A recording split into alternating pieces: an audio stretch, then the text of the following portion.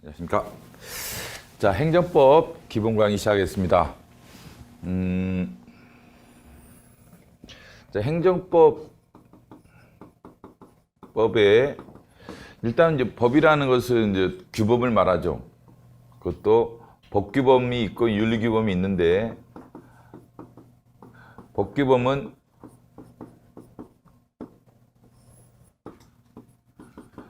국가가 제정한 규범이죠, 기본적으로. 그래서 이 규범에 위반되면 국가의 제재 등이 따라오게 되는 것이 이게 법규범이죠. 근데 윤리규범은 국가가 만들었다보다는 사회 구성원들이 합의했다든지 이런 거죠. 뭐 예를 들면 어른을 만나면 인사하자. 그럼 윤리규범이죠. 근데 이게 국가의 공식적 제재가 따라오지 않죠. 근데 법규범이라는 것은 국가가 만들었기 때문에 위반 시 국가에 한 제재가 따라오는 게 우리가 법이죠. 근데 이게 이제 행정법이죠.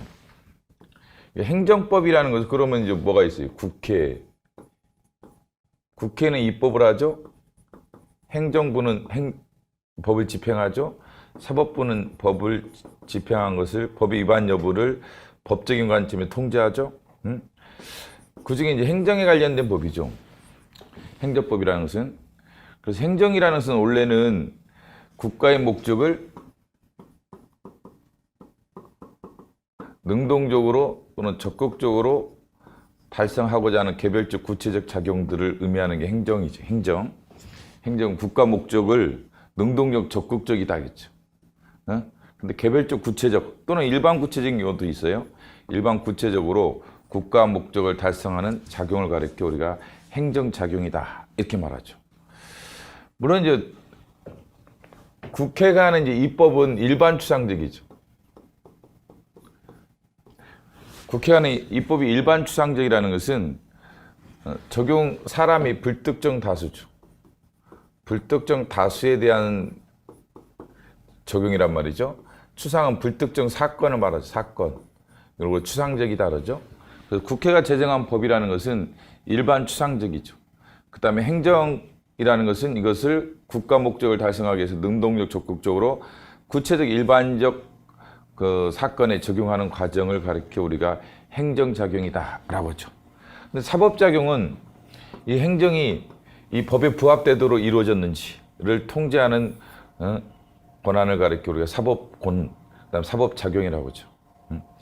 근데 일단은 이제 군주가 옛날에 입법, 행정, 사법권 옛날에 다 갖고 있었죠. 절대군주가. 근데 시민혁명을 통해서 근대 이 번지 시대가 들어오면서는 이 권력들이 분리가 이루어지고 권력 간의 분리가 이루어지고 권력의 담당자가 나눠지는 거죠. 예를 들면 군주에서 의견, 의회. 그 다음에 이거는 뭐 정부, 이거는 법원. 이렇게 나눠지죠. 이 나눠지는 과정에서 행정에 대한 논의가 시작된 거예요. 그럼 행정법도 이게 시작되는 이유는 바로 이런 권력 분립과 관련이 있죠. 권력 분립에 따라서 행정이 뭐냐에 대한 논의가 시작된 거예요. 시작 자체는. 자, 이거에 대한 얘기를 간단히 보시면,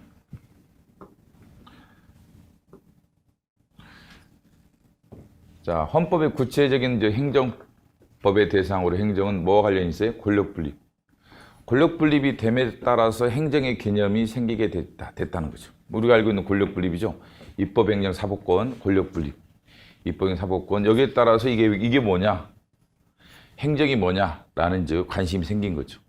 옛날에는 이게 뭉뚱그려 있었다는 거죠. 군주가 다 갖고 있다 보니까 굳이 뭐 입법과 행정과 사법을 구별해서 논의하거나 생각할 필요가 없었는데 이게 구별이 되는 과정에서 이제 행정이 뭐냐라는 논의가 시작됐다. 이렇게 보시면 되겠죠.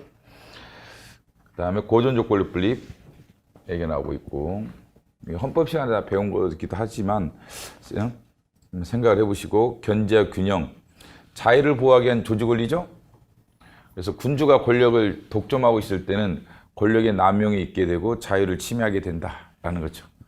권력 분립이 있어야만 법치국가가 가능하다. 그래서 군주가 입법, 행정, 사법권을 다 가지고 있는 상태에서는 법치가 안 되죠. 사실 인치가 되죠. 한 사람이 입법, 행정, 사법권을 다 장악하면 결국은 사람이 한 통치지 법이 한 통치는 아니죠. 근데 이런 권력 분립은 효율성과는 거리가 상당히 있다. 상당히 있어요. 권력 통제의 관점이지 효율성이라는 적극적 관점이 없죠. 권력 통제라는 목적이 소극성, 남용 통제, 남용 억제, 뭐 이런 소극적인 목적을 가지고 출발하지 이런 적극성, 효율성을 추구하지는 않는다. 이미법이 이 당시에 인정됐던 것은 아닙니다. 그렇죠? 이미법의 인정은 어떻게 되는 거예요? 원래는 국회가 입법을 하고 정부는 집행을 하고, 그래서 입법은 국회가 하는 거죠. 이미법이란 건 뭐예요? 국회가 법률을 만들고 입법을 얘네들한테 맡기는 거죠. 행정부에게 행정입법에 맡긴다. 이걸 유임이라고 하죠. 유임.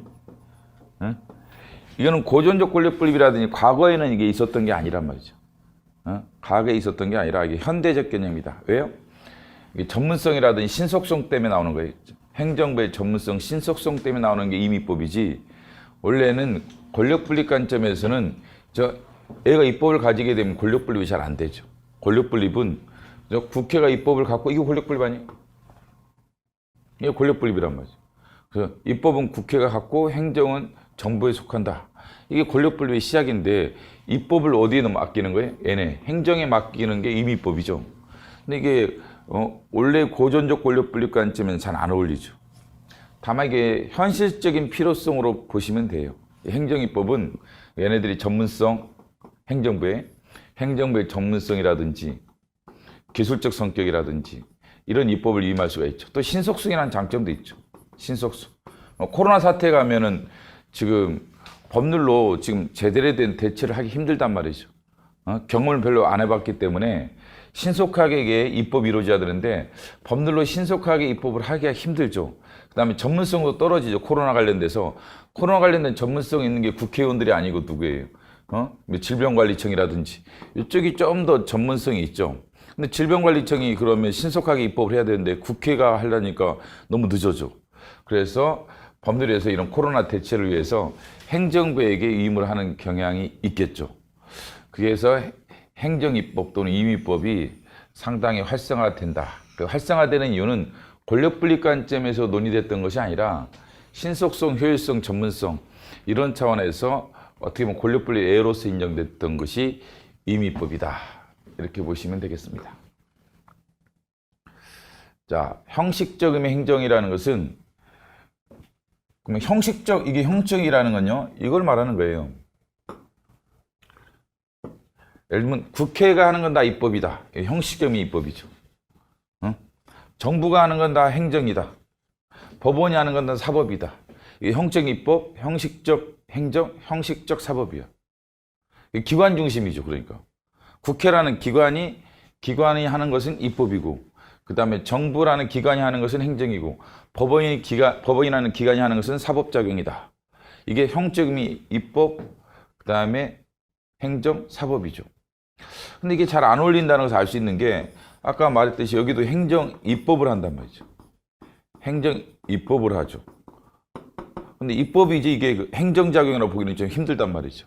그래서 행정부도 입법을 하기 때문에 그렇다고 해서 국회가 하는 건 아니잖아요. 행정입법을. 그래서 국회가 하는 것이 다 입법이라고 할 수도 없고 정부가 하는 것이 다 행정이라고 할 수도 없단 말이죠. 그 다음에 행정심판도 그렇죠. 행정심판도 정부가 하는 것은 맞지만 이걸 가지고 행정에 속한다? 좀 그렇단 말이죠. 오히려 사법에 더 가깝죠. 쟁송이 제기된 다음에 심판을 한다는 면에서는 오히려 사법에 더 가깝단 말이죠. 그래서 실질적 의미의 입법, 실질적 의미의 행정, 실질적 의미의 이제 사법이 나오게 되죠.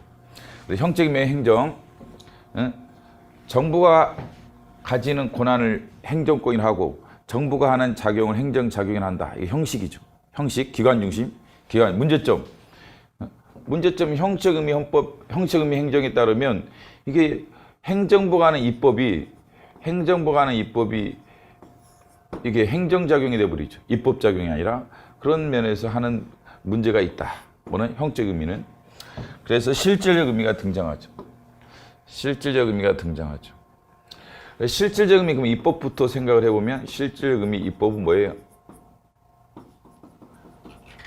일반 추상적인 규범 정립작용. 일반 추상적인 규범 정립작용을 가리켜서 우리가 입법이라고 하죠. 그러면 국회가 만드는 법률도 입법이고, 행정부의 대통령 행정입법도 입법이죠. 실질적 입법을 기준으로 한다면, 실적 입법을 기준으로 한다면 국회가 제정하는 법률 일반 추상적이죠. 행정부 하는 입법도 일반 추상적이죠. 그러면은 이거 다 뭐예요? 실질적인 입법에 해당한다라는 거죠. 그 다음에 실질 행정은 뭐예요? 아까 말했던 거예요. 적극적 능동적이죠. 적극적 능동적으로 국가 목적을 달성하는 이런 구체적 국가 작용을 가리켜 행정이라고 하죠. 적극적 능동적이다. 일단 구체적이란 말은 이것과 대립되는 거죠. 입법과. 예? 추상과 대립되는 거죠. 일반적인 추상적인 규범은 입법이고, 행정은 일반 추상적이지 않고 구체적이다. 라는 면에서 지금 뭐랑 달라요? 입법과 다르죠. 근데 사법과는 비슷하죠. 사법도 구체적인 국가 작용이란 말이죠. 왜냐하면 누구누구를 사형에 처한다. 그러나 매우 구체적이란 말이죠. 다만 소극적이고 수동적이죠. 소극적이고 수동적이라는 면에서는 실적 의미 사법이 다르죠. 실질 의미 사법은 구체적인 사건의 법을 적용해서 법 위반 여부를 심리하는 것이란 면에서는 비슷하지만 소가 제기돼야 한단 말이죠. 소가 제기돼야만 비로소 사법이 가능하기 때문에 수동적이란 말이죠. 사법은 수동적이다.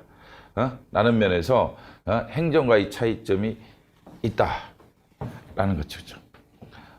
그래서 이제 실질적 의미인 행정이라는 개념이 등장했다. 이런 얘기고, 요새는 잘 안 내는데 얘네들은 능동적 적극적이죠. 능동적 적극적이고 구체적이죠. 그래서 실질적 의미의 행정에 해당한다. 그렇죠. 그다음에 정부가 한다는 면에서는 형식 행정이죠. 정부가 한다는 면에서는 형식적 행정이고, 실질 행정이나 능동적 적극적으로 국가 목표를 구체적으로 달성한다. 그다음에 법규 명령이다. 형식적으로는 정부가 하죠. 형식적으로 정부가 하기 때문에 형식 행정이죠. 그렇지만 일반 추상적이죠. 구체적인 것이 아니라 행정은 실질 행정은 뭐예요? 실질 행정은 구체적 국가 작용인데 비해서 이거는 일반 추상적인 거죠. 법이기 때문에. 그래서 실점이 입법에 해당한다라는 거죠. 그 다음에 행정심판. 행정심판의 재결. 정부가 한다는 면에서는 형적 의미의 행정이죠. 그렇지만 능동적 적극적으로 행정심판할 수 없죠. 수동적 소극적일 수밖에 없단 말이죠. 그런 면에서는 사법에 해당한다. 적극적 능동적이지 않기 때문에 실질 행정이 아니죠. 실질의 사법에 가깝다. 국회의장의 사무총장 임명 또는 사무총장의 직원들 임명은 형식적으로는 국회가 하기 때문에 입법에 해당하죠. 형식 입법에 해당하지만 이게 일반 추상적이진 않죠. 누구누구를 임명한다니까 일반 추상적이진 않아서 실질 입법은 아니고 구체적이죠. 그렇기 때문에 실질 행정이다 라고 봐야죠. 그다음에 대법원장의 직원 임명. 이런 실질임의 행정이죠. 그러나 법원이 하기 때문에 정부가 아니라 형집의 사법이죠. 그다음에 대법원 규칙 제정은 법원이 한다는 면에서는 형적 의미의 사법이죠. 그러나 이것도 일반 추상적이죠. 이 규칙도 일반 추상적이라는 면에서는 실질적으로는 입법에 해당한다라는 거죠. 법원의 재판은 당연히 그렇고. 그래서 국회 사무총장 임명은 형식적으로는 형식적 기준으로 따라지면 입법이죠. 국회가 한다는 면에서. 그러나 실질적으로 따지면 행정에 해당한다. 행정심의 재결은 형적으로는 뭐예요? 정부가 하기 때문에 행정에 해당한다. 실질적으로는 사법에 해당한다. 대법원장의 법관 임명은 뭐예요? 형식적으로는 법원이 하기 때문에 사법에 해당한다. 실질적으로는 행정에 해당하고. 대통령 제정은 정부가 한다는 면에서는 형식적으로 행정에 해당하죠. 근데 일반 추상적인 규범을 정립하는 작용이니까 입법에 해당하죠. 실질적으로는. 그 다음에 이제 이런 비상계엄 선포 이런 거에 대해서 뭐 실적 행정이라 통치행위다 이렇게 보는 견해가 있죠. 국회의원 징계에 대해서도 통치행위로 보는 견해가 있죠. 그럼 통치행위로 보는 견해는 무슨 얘기예요, 이게? 통칭에 대해서 제 네 번째 국가작용이다 이런 주장이 있다면서요. 네 번째 국가작용이다. 네 번째 국가작용이라는 게 뭐예요? 제4의 국가작용이라는 게 입법, 행정, 사법 어디에도 해당하지 않는다. 통칭의를 네 번째 국가작용이라고 말하는 것은 뭐예요? 국가적인 기존에는 입법, 행정, 사법이었단 말이죠. 근데 이 세 가지 어디에도 해당하지 않는 네 번째 국가작용이 통칭이다. 다른 견해죠. 그래서 비상계엄 선포는 이런 견해에 따르면 입법도 아니고 행정도 아니고 사법도 아니고 입법, 행정, 사법 어디에도 해당하지 않는다. 어디에 해당하지 않는다. 어디에 해당해? 네 번째 국가작용인 통칭에 해당한다. 네 번째 국가작용인 통칭에 해당하니까 입법, 행정, 사법이 아니다. 뭐 국회의원 징계에 대해서도 통칭으로 보는 견해가 있죠. 헌법 64조 사항 때문에 통칭으로 봐서 법원 제소가 금지된다. 이런 관점에서는 이거는 입법행정 사법 어디에 해당하지 않죠.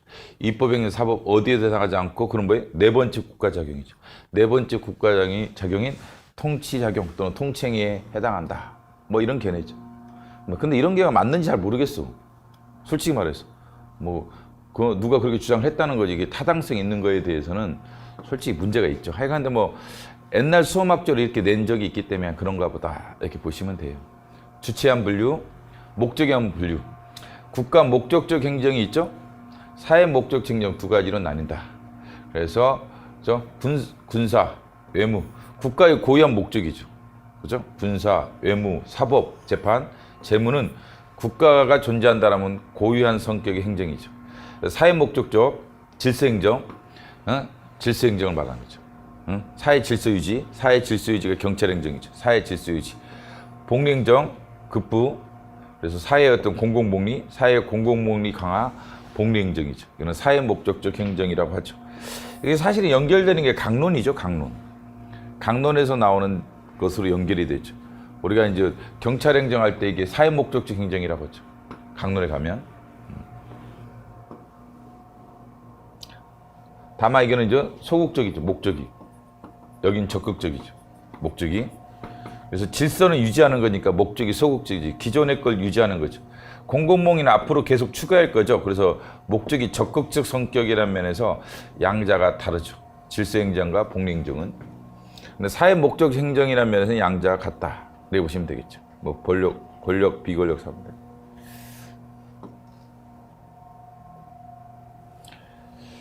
자, 행정법의 이제 의의죠. 그죠? 행정법은 조직법, 자경법, 구제법 세 가지로 구별이 되죠. 예를 들면 정부조직법, 그 다음에 세법, 그 다음에 행정심판법, 행정소송법, 구제법 세 가지가 행정법이다. 행정법, 조직법. 그래서 물론 이제 사무는 여기서 분배가 되겠죠. 예를 들면 정부조직법에서 국세사무는 기획재정부 사무다. 이게 되겠죠? 근데 그래서 기획재정부 산하에 국세청, 또 이 위탁받아가지고 나중에 세무서장까지 내려가겠죠. 이렇게 되겠죠? 그 다음에 세법. 그러나 정부 조직법만 가지고는 과세를 할 수는 없단 말이죠. 그는 국가기관을 조직하는 것이고 사무를 분배하는 것에 그치는 거지 어떤 작용을 할 것이냐에 대한 구체적 기준을 제시하지는 않기 때문에 여기에 따라서 바로 과세 처분할 수는 없죠. 그래서 작용법이 따로 필요하죠. 그래서 법률 유보할 때 법률은 작용법을 의미하죠. 그래서 세법이 있어야 되죠. 예를 들면 소득이 있으면 세율 30%의 과세를 하게 된다. 소득에 대해서 30% 과세한다. 이런 세법이 있어야만 세무서장이면 세무서장이 과세 처분을 구체적인 사건에 적용해서 처분을 하게 되죠. 근데 이게 있어야 한다면 이걸 작용법이라고 해요. 작용법. 행정작용의 근거법이 따로 존재해야 되죠. 세법이. 그 다음에 이게 만약에 위법한 처분이면 소득이 있으면 30에 과세한다. 이런 것이 법에 따라서 존재하는데 5천만 원 과세 처분했다. 과세편이 1억일 때 이런 경우는 위법이겠죠. 그러면 여기다 이제 구제법, 국세기본법도 그런 경우도 있죠. 국세기본법도 심사청구, 심판청구가 국세기본법에 나오죠. 특이하게. 그 다음에 행정소송법, 이게 구제법이죠. 이 세 가지를 합쳐서 뭐라고 한다? 행정법이라고 한다라는 거죠. 행정에 관한 법이다. 그렇죠? 행정에 관한 법이다. 아까 말한 실질적인 행정에 관한 행정법이죠. 헌법과 구별. 헌법은 입법행정, 사법을 다 다루죠. 세 가지 국가작용. 세 가지 국가작용을 다 다루는 법이라면 행정법은 이 중에 행정과 관련된 작용법 등에 해당하죠. 효력순위는 헌법이 우위지만 적용순위는 행정법이 우위다. 양자가 모순되면 헌법을 적용해야 되고 양자가 모순되지 않으면 구체적인 법인 행정법을 적용하게 된다라는 거죠. 예를 들면 우리가 도로를 건넌다. 도로를 이용할 때 도로교통법을 따라서 우리가 도로를 이용하게 되죠. 운전을 하든 또는 도보를 하든 간에 도로교통법에 따라 하는 거지 헌법의 행복주권에 따라 하는 거 아니란 말이죠. 헌법 시간에 이런 거 많이 배우게 되는데 행복주권이죠. 그래서 안전대 안 매고 운전할 자도 있는 거고, 그다음에 음주 측정에 응하지 아니할 자도 있는 것이 헌법 행복주권이죠. 그러면 그죠? 뭐 음주운전도 하고 말이에요, 그렇죠? 그다음에 안전대 안 매고 운전할 수 있어요? 안 되죠, 그렇죠? 근데 이런 권리가 헌법 37조 2항의 국가안전보장 질서유지, 특히 여기서는 질서유지겠죠? 교통질서유지, 질서유지와 충돌한단 말이죠. 행복주권이라는 것이 헌법 37조 2항의 질서유지와 충돌하죠. 그래서 헌법에서 뭐라고 해요? 이걸 법률에 유보하게 되죠. 법률 유보해라. 자유와 권리를 국가안전만 질서유지 공공복리로 해서 필요한 경우 법률로서 제한할 수 있죠. 그게 도로교통법이죠. 예를 들면. 그래서 도로교통법에 따라서 뭐 음주운전 하지 마시오, 뭐 음주층에 응하시오부터 시작해서 안전대 착용하시오, 뭐 이런 얘기가 나온단 말이죠. 그럼 우리가 이제 운전할 때 뭐에 따라 운전해야 돼요? 그렇죠? 행정법에 따라 운전을 해야지 헌법에 따라 행복주권에 따라서 안전대 안 매고 운전하다가는 과태료 맞고 이러겠죠. 그래서 행정법 우선적이라는 말이 나오게 된다라는 얘기입니다. 행정법의 종류, 지금 말했던 조직법, 작용법, 구제법이 있다. 행정이라는 공법이다. 사법이 아니라 공법이죠. 그렇죠? 행정법은 국내법이긴 한데 조약도 행정법이 될 수가 있습니다. 왜요? 이 조항 때문에. 국내법이 물론 행정법이란 건 맞지만 조약은 국제법이죠. 국제법이지만 헌법 6조에 따라서 국내법적 효력을 갖죠. 국내에서도 법적 효력을 갖기 때문에 조약도 행정법에 해당한다. 예를 들면 조약에 따라서 관세 부과할 수 있죠. 조약에 따라 관세 부과 가능하죠. 조약에 따라 관세 부과가 가능하다. 이것도 행정법으로 봐야죠. 관세 관련된 조약도 행정법이란 말이죠. 그게 근거 헌법 6조 1항이죠. 행정법의 이제 성립이죠. 자, 권력분립 법치국가에 따라서 행정법이 성립하게 된다. 아까 말씀드렸고, 프랑스에서 성립했을 때 블라권 사건을 통해서 처음으로 행정법의 독자성이 인정되기 시작했다라는 거죠. 그래서 그 담배 공사에서 운영하는 차량에 아이가 치였던 거죠. 차량에 아이가 쳤단 말이죠. 그런데 손해배상의 문제가 나왔을 때 이게 민법, 지금 따진 민법이냐 국가배상법이냐의 문제죠. 또는 우리나라 기준으로 따지면 이게 일반 지방법원이냐, 일반 지방법원이냐, 1심이 서울지방법원이냐, 아니면 서울행정법원이냐, 서울행정법원이냐. 자, 지금 서울에서 만약에 담배공사가 몰던 차량에 애가 다쳤어요. 그때 지방법원인지, 그 다음에 서울행정법원인지. 그래서 결론적으로 관할법원에서 이쪽으로 가야 한다. 이게 단순한 사법사건이 아니기 때문에 이 경우는 서울행정법원에 가서 재판이 진행돼야 한다. 이랬단 말이죠. 그럼으로써 이게 사법과 공법을 구별하기 시작한 거죠. 사법과 공법을 구별하기 시작했다. 라는 거죠. 근데 이게 독일보다 프랑스가 행정법의 적용 범위가 확대되어 있다는 말이 이거죠. 근데 이게 담배공사의 차량 운행 사건 이런 거 생각하면 이게 비권력적이란 말이죠. 그죠? 비권력적인 그 경우조차 권력적인 말할 것도 없고 비권력적인 사실행에 해당하는 운전하는 문제에서도 역시 공법이 적용될 수 있다라 봐서 권력적 작용에 한정했던 독일에 비하면 행정법의 적용 범위를 상대적으로 넓게 인정하고 있다. 어디가? 프랑스가 넓게 인정하고 있다. 라는 얘기지. 물론 이제 권력적 행위는 당연히 행정법이 적용이 되죠. 근데 비권력적 행위도 적용될 수 있느냐에 대해서 그럴 수 있다라고 본 거예요. 블라코 사건을 통해서 프랑스는 그렇게 얘기를 했단 말이죠. 그 다음에 행정국가다. 우리 같은 경우는 지금은 사법국가로 봐야죠. 그래서 이런 행정적인 법적 분쟁, 공법적인 법적 분쟁에 대해서 행정부 소속의 기관을 두는 경우랑 독립된 법원의 심판기관을 두는 경우 두 가지가 있단 말이죠. 그럼 여기에 두는 경우는 행정국가형이죠. 여기에 두면 사법국가형이라면 사법. 재판할 때 사법이 이거는. 재판할 때 사법, 사법할 때 사법, 국가형이란 말이죠. 그런데 프랑스는 여기에 두고 있단 말이죠. 지금. 행정적인 법적 분쟁에 대한 심판기관을 행정부 소속으로 뒀죠. 그걸 행정국가형이라고 하죠. 행정국가형이라고 하죠. 독립된 법원에 두면 이게 사법국가형이라고 하죠. 우리나라 지금 행정법원은 어디 소속이에요? 행정법원은 우리나라 생각해 보세요. 우리나라 행정법원은 지금 여기 소속, 행정부 소속이 아니죠. 법원 소속이죠. 그렇기 때문에 우리나라 같은 경우는 이런 경우는 사법국가형이라면 기본적으로 사법국가형인데 프랑스 같은 경우는 행정재판소가 어디 설치되는 거예요? 여기에 설치된단 말이죠. 행정부에 설치되죠. 이런 것들을 행정국가형이라고 한다. 그럼 여기는 법원에 대한 신뢰예요, 불신이에요? 행정국가형은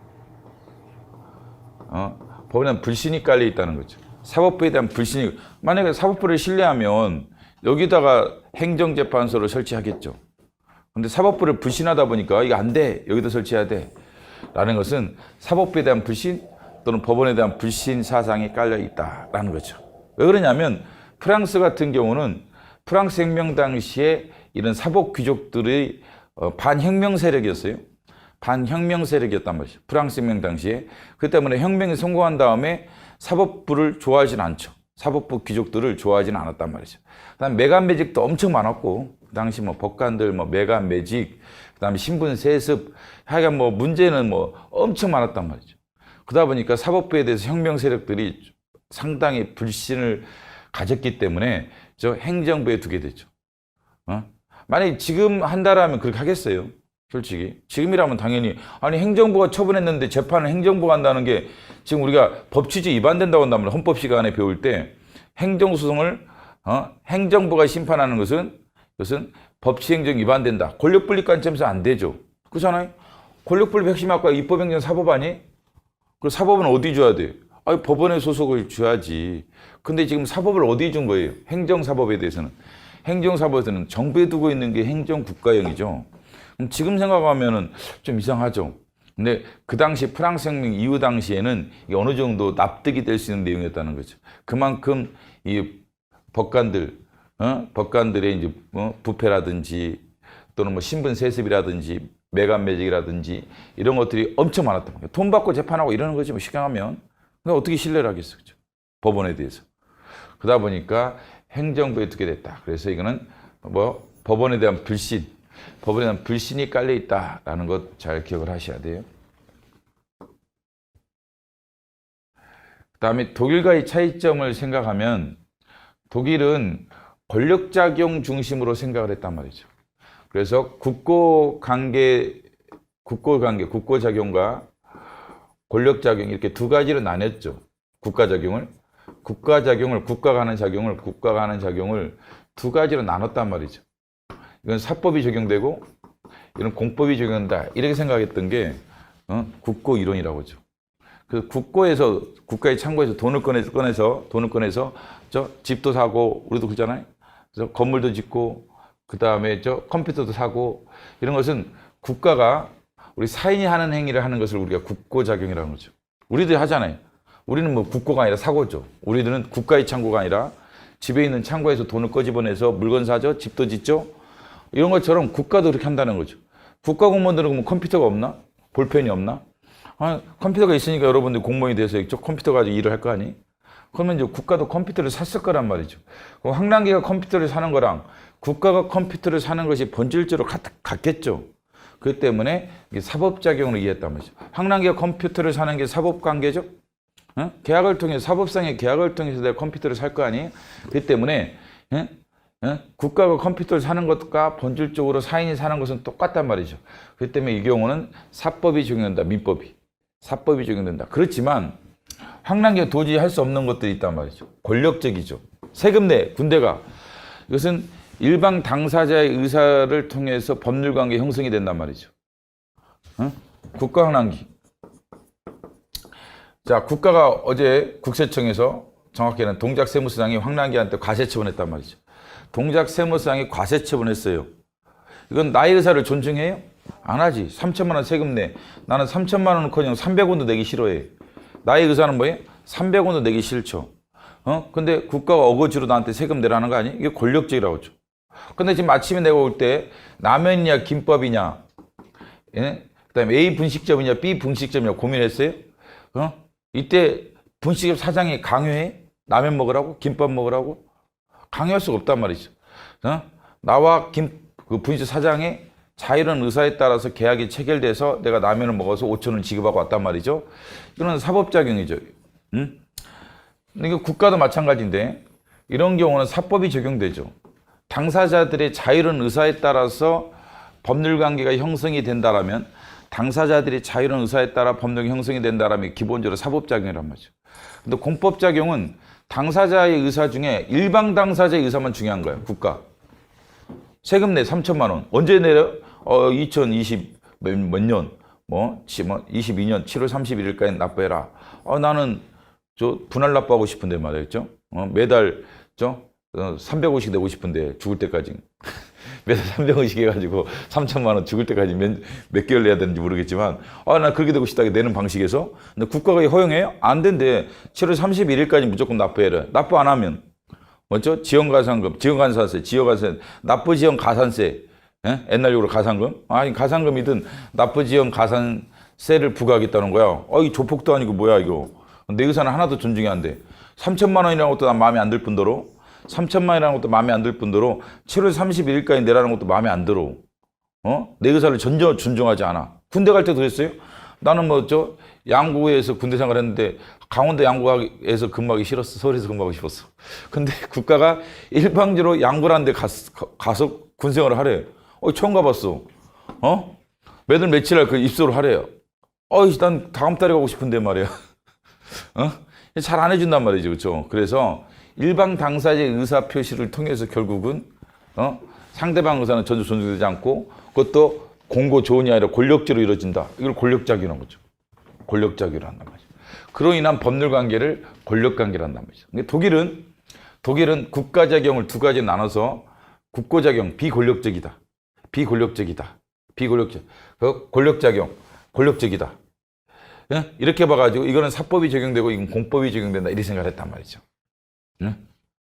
그런데 이게 그 얘기죠. 국고로서의 국가 이걸 말하는 거예요. 그다음에 공권유출의 국가 이걸 말하는 거죠. 우월적지이죠. 세금 내 군대가. 이런 거는 공법이 적용된다. 그렇지만 대등하단 말이죠. 대등하다. 이 경우는 대등하죠. 당사자 의사가 존중돼야 한단 말이죠. 그래서 사법이 적용된다라는 거죠. 이렇게 생각했던 게 뭐예요? 19세기 독일의 생각이었단 말이죠. 본질적 생각이었죠. 근데 이게 잘 안 맞죠, 물론. 왜냐하면 공법상 계약도 대등하다고 얘기를 해요. 공법상 계약도 대등하다. 그래가지고 그러나 사법작용이 아니라 공법작용이죠. 공법상 계약은. 그래서 법률관계도 공법관계죠. 그래서 이 이론이 완벽하다는 얘기는 아닌데 이렇게 생각했죠. 그래서 이런 말까지 나오죠.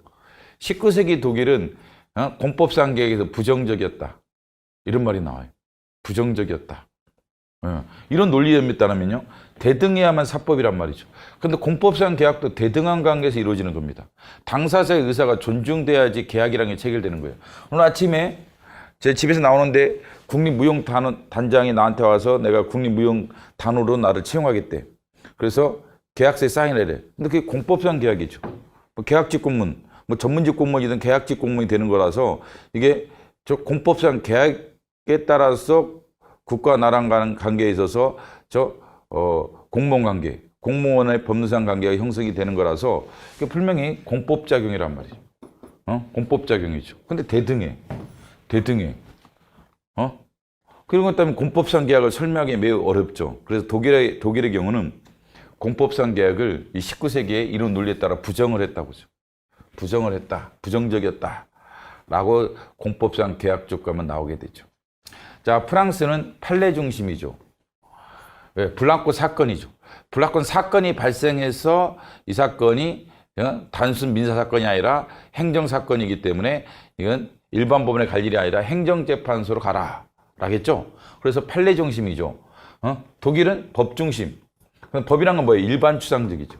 판례는 소극적, 수동적이지만 구체적 사건에 적용된단 말이죠. 판례라는 것은 구체적인 사건이죠. 아까 사법작용. 사법작용도 구체적이죠.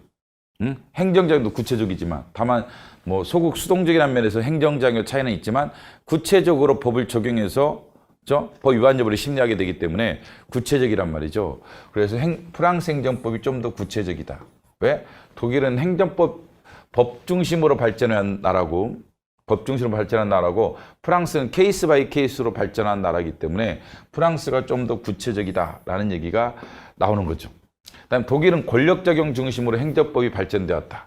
아까 권력작용과 국고작용을 나눴죠. 그래서 권력작용은 행정법이, 그다음에 국고작용은 사법이 적용된다고 해서 권력작용 중심으로 발전했는데 프랑스는 비권력적 작용도 넓게 포함해서 적용을 시켰다. 아까 블랑코 사건에서 권력적으로 이루어진 건 아니죠. 뭐 운전이 어떻게 권력적이에요. 그래서 담배 공사에서 몰던 차량에 아이가 치였단 말이죠. 이게 뭐 권력적으로 사고를 낸 거예요? 누가 사고를 내라고 했어? 권력적으로 누가 지시했어요? 그렇지는 않죠. 비권력적인 거란 말이죠. 운전이라는 것은. 그렇기 때문에 여기까지 적용이기 때문에 프랑스가 적용 범위가 넓다는 거죠.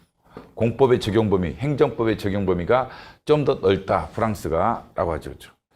그 다음에 일반부 행정법의 관할 분쟁에 대해서 이걸 해결해 줄 필요가 있단 말이죠. 그러면 공법과 사법을 구별하고 일반 법원과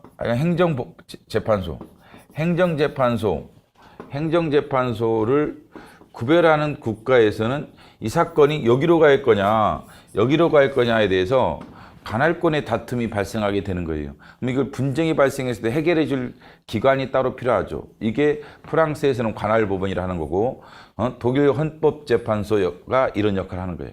이게 이쪽 사건이다, 이쪽 사건이다 라는 것을. 그런데 영미계는 공법사법이 따로 구별이 없어. 이게 는이란 말이 좀 이상하지만 이상하죠. 공법사법 자체가 구별이 없다는 게 법 하나가 있는 거지. 그러면 법원도 하나의 종류죠. 그렇기 때문에 이런 관할 분쟁이 발생하지 않는다겠죠. 법원이 하나이기 때문에, 법이 하나고 법원도 하나이기 때문에 뭐 특별히 이게 행정재판소로 가야 되나 일반 법원에 가야 되나 이것을 구별할 필요가 없게 되죠. 어디에서는? 영미계에서는. 그래서 이런 이제 관할 분쟁과 관할 법원이 필요성은 어디서? 이런 대륙법계에서 논의되는 것이지, 영미계에서는 이런 관할 분쟁이라는 게 기본적으로 존재하지 않는다. 그래서 관할을 담당하는 이런 관할 재판소가 따로 필요 없죠. 행정은 소속 이런 행정국가행위였죠. 프랑스는 행정재판소가, 프랑스는 행정부 소속이고, 독일은 일반 법원에 소속돼 있죠. 우리나라랑 비슷하죠. 배경 아까 국고학설이 그 말이에요. 그래서 국고작용과 권력작용을 나눠가지고 권력작용만 행정법이 적용되고 국고작용 사법이 적용된다. 이런 얘기죠. 그 다음에 국가우월주의죠. 국가우월주의 사상이 깔려 있다는 거죠. 아까 국가우위. 국가우위에서 권력적으로 법률관이 형성이 되면 행정법이죠. 지금 말했던 거죠? 자, 블랑코 사건에서 권력관계, 관리관계로 구별할 필요성이 가중된 것은 아니다. 그렇죠? 관리관계에 가깝단 말이죠. 뭐는요? 공사 업무 수행. 업무 수행이 권력적이진 않죠. 업무 수행. 권력적이긴 하죠. 비권력적 작용이죠. 관리작용은 비권력적 작용인데, 공사 업무 수행은 관리작용에 해당하겠죠. 비권력적으로 진행되다 보니까, 그죠? 쉽게 하면 과세처분은 권력적이죠. 과세처분은 권력적이죠.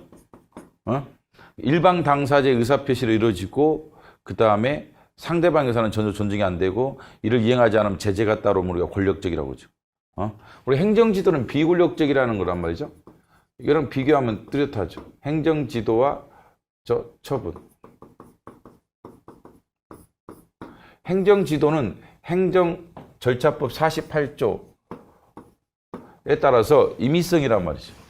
강요할 수 없다. 그 다음에 49조 뭐 등에 따라 불이익을 주지 않는다. 이에 응하지 않아도 따르지 않았다 해서 불이익을 주면 안 된다라겠단 말이죠. 행정지도죠. 그래서 쉽게 하면 이제 황사가 심하니까 마스크 착용해 주세요. 황사 심하다. 마스크. 이걸 따르지 않았단 말이죠. 불이익이 있어 없어요? 불이익이 없지. 황사가 심하니까 마스크를 착용해 주세요. 그럼 불이익이 없단 말이죠. 그럼 이런 게 행정지도죠. 공고 조언이죠. 그래서 비권력적이란 말이죠. 근데 처분 같은 경우는 뭐 10만 원. 마스크 착용 안 하면 과태료 10만 원. 이런단 말이죠. 코로나 시대 때는 자, 코로나 사태가 이제 한참일 때 우리가 코로나 사태 때 마스크 착용 안 하면 10만 원의 과태료를 부과한다. 불이익이 있어요. 불이익이 있죠. 불이익이. 이게 권력적인 거예요. 권력적으로 진행이 되고 상대방 의사는 전혀 존중이 안 되죠. 이거는 나의 의사가 중요하지. 내가 마스크 착용할 거냐 말 거냐 내 마음이다. 그래서 불이익이 없고. 그럼 이게 비권력적이란 말이죠. 근데 담배공사 사건이 뭐 권력적으로 이루어지는 않단 말이에요. 지금도 인상공사가 있어요. 우리나라. 담배공사는 없어졌고 담배공사는 없지만 지금 인사공사는 남아있죠. 그 정관장 알잖아요. 브랜드지만 정관장. 정관장 브랜드 있죠. 그럼 우리가 홍삼 살 때 꼭 정관장 거 사야 돼? 아니죠, 그렇죠. 뭐 농협에서 나온 무슨 뭐 한삼이니까 뭐 그거 사도 되는 거고. 그렇잖아요. 근데 과세처분은 뭐 선택의 경우수가 없단 말이죠. 세금 3천만 원 2022년 7월 30일까지 납부할 거 납부해야지 뭐 어떻게 하겠어. 이건 권력적이란 말이죠. 근데 이건 비권력적이란 말이죠. 인사공사 사건은. 근데 블랑코 사건은 결론적으로 뭐예요? 여기도 다 행정법이 적용된다. 비권력적인 관리작용까지도 행정법이 적용된다고 했죠. 그런 면에서 프랑스가 독일보다 행정법의 적용 범위를 넓게 했죠. 그럼 이게 구별할 필요성이 가중됐다고 말할 수는 없어요. 왜? 다 행정법이 적용되기 때문에 구별의 필요성이 그다지 세지는 않죠. 가중됐다고 할 수는 없죠. 그렇죠? 다 행정법이 적용된다는 면에서. 자, 영미계는 행정법 성립에 대해서 그다지 긍정적이지 않았다는 거죠. 왜요? 법의 지배, 보통법의 지배 때문에 그래요. 평등과. 그래서 지금 아까 독일 같은 경우는 국가 우월지라는 게 있단 말이에요. 국고작용, 권력작용. 이게 차이가 뭐 있어 아까? 이게 대등, 행정치 우월성, 국가의 우월성이라면 국가 우월성이죠. 세금 내 군대가 국가가 우월적인 지에서 명령한단 말이죠. 황랑이한테 세금 내 군대가. 그러면 권력작용이고 이건 행정법. 대등하면 사법. 그 다음에 국가가 우월적이면 공법 이렇게 했죠. 그러면 행정법 성립의 전제가 뭐예요? 이런 논리에 따르면 국가의 우월주의죠. 국가 우월주의가 인정된단 말이죠. 국가 우월주의죠. 그렇죠? 근데 영국은 국가 우월주의가 별로 없었단 말이죠. 평등이다. 그렇죠? 국가든 사인이든 다 평등해야 한다. 국가든 사인이든 다 평등해야 돼. 동일한 법을 적용받아야 되고, 동일한 법원에 가서 재판받아야 돼. 그 때문에 행정법을 따로 인정을 하지 않으려 했다는 거였죠. 않으려 했다라는 거죠. 그렇죠? 그 다음에 그러나 복지국가 요청에 따라서 어느 정도 행정법의 성립이 필요성이 커졌죠. 특히 절차법 중심으로. 그래도 사인과의 관계에서는 좀 일어날 수 없는 일이 국가와의 관계에서 일어날 수가 있다라고 생각이 되는 거죠. 왜요? 예를 들면 코로나 재난지원금. 코로나 재난지원금도 지금 생각하면 뭐 사인 간의 관계에서는 이게 잘 통용이 안 될 거란 말이죠. 아니 사장이 뭐 코로나 재난지원금 줘야 돼 직원들한테? 아니지. 근데 국가는 준단 말이죠. 그건 뭐 대륙교육뿐만 아니라 영미계에서도 그렇게 하고 있단 말이죠. 영미계에서도 미국 같은 경우도 코로나 시대 때 달러 뿌렸잖아. 달러 뿌렸죠. 근데 사기업체에서 꼭 그렇게 하겠어요? 안 하지 잘. 뭐 돈이 남아서 보너스로 주는 건 모르겠지만 일반적으로 힘들지, 그치? 그래서 뭔가 다른 면이 있다라고 생각하는 거겠죠. 그래서 복지국가적인 요청에 따라서 이런 법들이 생기는 거예요. 재난지원금이라든지 사회보장 시스템이 생기면서 사회보장 수급권을 인정하는 여러 가지 법들, 복지 관련된 법들이 들어오게 되죠. 그래서 행정법이 성립은 하게 된다. 절차 중심으로 확립이 되고, 근데 법의 지배가 부정된 건 아니고 수정된 것에 불과하다. 그래서 아직도 따로 공법을 인정하지 않는다는 면에서 그 특징이 있죠. 아직도 이런 게 깔려 있는 거죠. 아직도 그래서 수정 단계에 불과하다. 왜? 어떤 면에서요? 공법이 따로 존재하지 않는다. 공법이 따로 존재한다는 게 약간 이런 느낌을 주긴 하죠. 공법이 따로 존재한다는 게 국가 우월성이 어느 정도 깔려 있을 가능성이 있어요. 근데 이거에 대해서 상당히 영미계는 알레르기 반응을 일으킨단 말이죠. 별로 안 좋아한단 말이죠. 그러다 보니까 공법과 사법의 구별이 없어지는 거죠. 공사법이 다만 특별법으로서 존재하는 거죠. 법이 하나인데 특별한 법은 있겠죠. 일반법이 있고 특별법은 존재하는 거겠죠. 예를 들면 여기 민법이면 예? 국가비상법이죠. 이렇게 생각하는 거죠. 이게 특별법이죠. 근데 여기서는 뭐예요? 이거는 민법이고 이거는 특별법이 아니라 이게 일반법이에요. 국가비상법. 우리나라에서 국가비상법은 일반법이 특별법이에요. 일반법이야.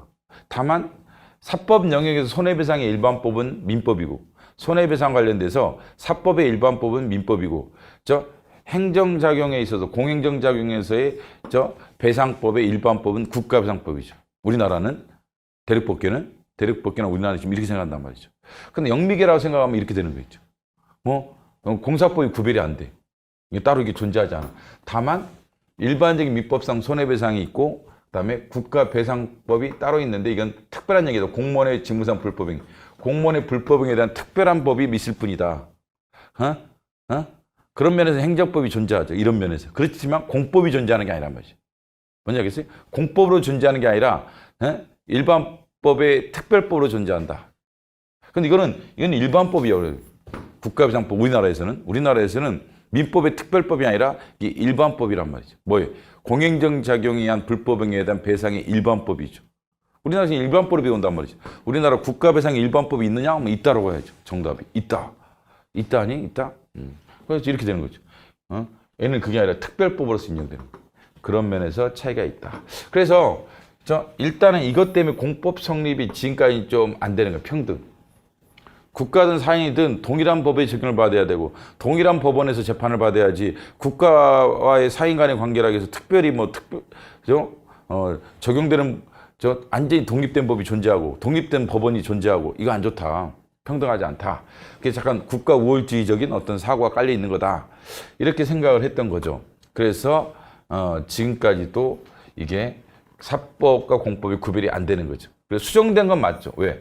이런 행정법 이런 것들이 필요성을 인정을 한단 말이지. 약간 특성, 코로나 재난지원금 이런 약간 사기업체에서는 하지 않는 것들이란 말이죠. 국가니까 한단 말이죠. 그다음에 국민연금도 사기업체에서는 잘 안 하는데 국가에서 하잖아.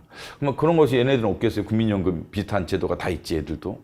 그래서 그런 법이 이제 성립을 했다는 면에서는 수정된 건 맞지만 폐기된 거나 부정된 건 아니다. 이런 논리가 부정됐다기보다는 수정된 거다. 부정됐다라면 사법과 공법이 구별되는 대륙법계로 가야 되는 거예요. 법의 지배 이원번 시행이 가능하죠. 그래서 이 법의 지배는 이 보통법은 원래 판례법이죠. 일종의. 근데 여기는 잡법이라 볼 수도 있죠. 왜? 정의, 평등, 형평 이런 많은 법원리와 그 다음에 판례법, 관습법 이런 것들이 다 들어간 게 짬뽕 된 게 보통법이죠. 우리 커먼센스라고 하잖아요. 그죠? 커먼노야 우리가. 상식 아니냐 뭐 이런 얘기죠. 상식이지 그게 말이 되냐. 그래서 실정법이 없더라도 상식법에 따라 재판했던 거예요. 그 다음에 실정법이 여랑 충돌하더라도 보통법의 지배란 말이죠. 그래서 왕의 명령이 실정법이죠. 그 다음에 보통법이 충돌했단 말이죠. 코크란 사람이 왕의 명령을 무시하죠. 보통법에 따라 재판한단 말이죠. 그래서 캔테베리 대주교 임명 과정에서 왕은 A를 임명해라 했는데 이 사람이 보통법에 따른 이러이러한 결격사가 있다. 결격사 있어가지고 이 사람은 대주교가 될 수 없다. 성공의 대주교가 될 수 없다. 이런 판결했단 말이죠. 그때 했던 논리가 이제 보통법 우위죠. 보통법 우위란 말이죠. 그동안 우리 관례적으로 이런 사람은 결격사유 때문에 안 되는 사람이다. 이랬단 말이죠. 그러면 이게 일종의 실정법. 지금 생각하면 이제 법률로 볼 수가 있죠. 지금 이 당시에는 이제 왕이 법률을 만드니까 우리 조선시대처럼 조선시대 입법자는 왕이죠. 그죠? 그잖아. 경국대전 누가 만들었어? 왕이 만들었지. 신하들이 1조 2조 썼다 하더라도 왕이 만든 거란 말이죠. 그래서 뭐 그렇죠? 세조부터 성종시대 때 만들어졌다 뭐 이런 얘기 하잖아요. 그럼 왕이 제정한 거야. 뭐 속대전 뭐 이런 얘기도 하잖아요. 속대전 뭐 영조인가 뭐 그렇게 얘기한단 말이죠. 그게 왕이 입법자였던 거예요. 지금 생각하면 법률이죠. 법률이고 이거는 지금 생각하면 약간 어거지지만 헌법이란 말이죠. 그 유언범위 심판이 가능성이 있었다는 거예요. 그래서 이게 이런 법의 지배가 영국에서 유언범위 심판 확립으로 간 건 아니지만 미국에 영향을 줬다. 미국에 영향을 줘서 1803년에 미국에서 마버리 사건을 통해서 유언범위 심판이 확립되게 이르렀다. 이게 법의 지배의 영향이다. 법의 지배의 영향이다. 이렇게 본단 말이죠. 그런 면에서 법의 지배가 형적 법치주의와는 차이가 있다. 형적 법치주의와는 차이가 있다. 이렇게 본단 말이죠. 법의 지배가 형적 법치주의 차이가 있다. 라는 거죠. 영미기 행정법, 법의 지배와 행정법의 발전, 법의 지배, 행정 발전에 일단은 부정적인 역할을 한 것은 맞아요. 행정 발전, 법의 지배 폐기하나 수정이다. 지금 말했던 거예요. 그다음에 행정법 성립에 기여를 했다. 복지국가 요청이. 그다음에 절차법 중 실제법 X 기억하시죠? 실제법 X. 절차법 중심으로 발전하였다. 자, 영미계 역사 20세기. 좀 늦죠? 행정위원회. 행정법원이 따로 존재하지 않는다. 그래서 왜? 공법이 없으니까. 공법이 없기 때문에 행정법원이 따로 존재하지 않고 통상법원. 법원은 하나지. 아까 그래서 관할권의 문제가 안 생긴다면. 행정소법도 없어. 왜? 공법이 없기 때문에 따로 절차법도 하나죠. 그 다음에 공법, 사법 구별이 안 되죠? 같은 얘기 사실은. 행정법은 그래서 독자적인 공법이 아니라 얘네들은 특별법이다. 일반법의 특별법이다. 영미계는. 대륙법계는 독자적인 공법이다. 아까 국가배상법을 생각해 보시면 돼요. 대륙법계에서는 국가배상법이 독자적인 공법이고 그 다음에 뭐예요? 일반법이죠. 근데 이건 일반법이 아니라 특별법인 거예요. 민법에 대한 특별법이다. 국가배상법은 그런 면에서 양자의 차이가 있다. 그러니까 법원은 다 하나밖에 없으니까 그냥 뭐 행정법원을 가는 게 아니겠죠. 통상적인 법원에 그냥 하는 거지. 그냥 관할권의 문제가 안 생겨. 여기는 행정법원을 갈 거냐 일반법원을 갈 것이냐에 대한 관할권의 문제가 생기죠. 그래서 아까 관할권을 결정하는 법원이 따로 존재할 수가 있죠. 그 다음에 뭐 사법부가 행정부에 소속하지는 않죠. 이 통상법원이 당연히 행정부 소속은 아니죠. 독립적인 법원이죠. 그렇기 때문에 사법국가형이다. 이렇게 말하죠.